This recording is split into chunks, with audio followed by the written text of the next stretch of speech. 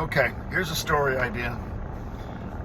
I'm going to call this why Rafael Devers is the sports equivalent of what every working person in America wants to do but can't, and why it doesn't work. Now, I'm going to start this off by saying, look, I wish I was a baseball player. I wish I was a professional athlete. Okay, I wish that I could do what these guys do, but I can't. I love sports. Instead, I have to work in an office in the corporate world, right? But I like to try to find that connection between sports and corporate America.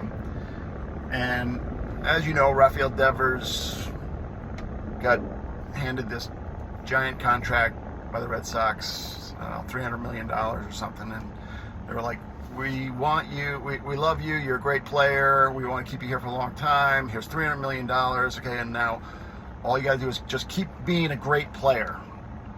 But with $300 million comes an additional responsibility of being a leader in the clubhouse, being a steward of the brand, of the organization, of representing the Red Sox in press conferences and in interviews, and again being a leader and teaching the rest of your team how to be to work as a team. Okay, you can't win a championship by yourself, no matter how great you are. And let's call it 80% of your job is just to keep doing what you're doing, just hitting the shit out of the ball, all right, and being a good, well-rounded baseball player.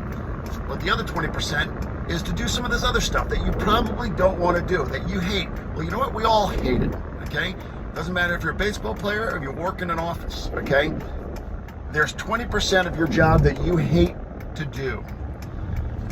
But if you're getting paid and you're getting paid well, that comes with that paycheck. 20% of your job is stuff you don't want to do in the office. It's meetings, it's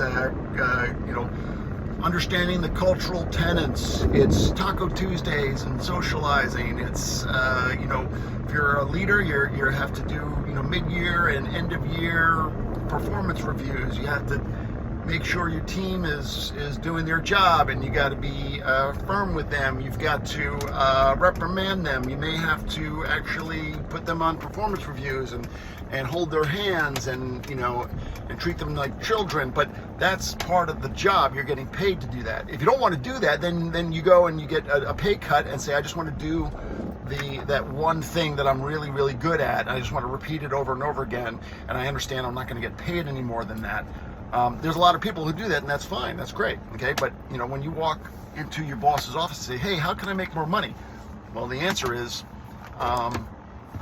start doing some things that you don't like doing, that you don't want to do, and that's how you make more money. All right.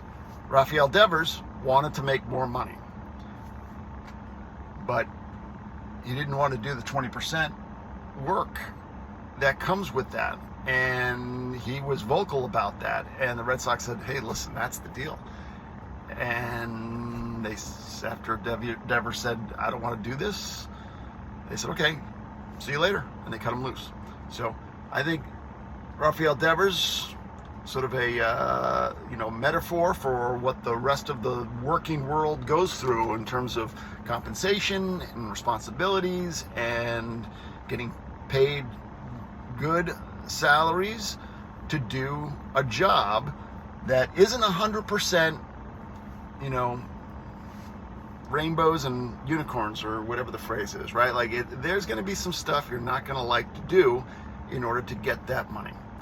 So suck it up, or take a pay cut and just be a worker bee and just keep repeating what you love to do, and don't complain about your salary. That's it.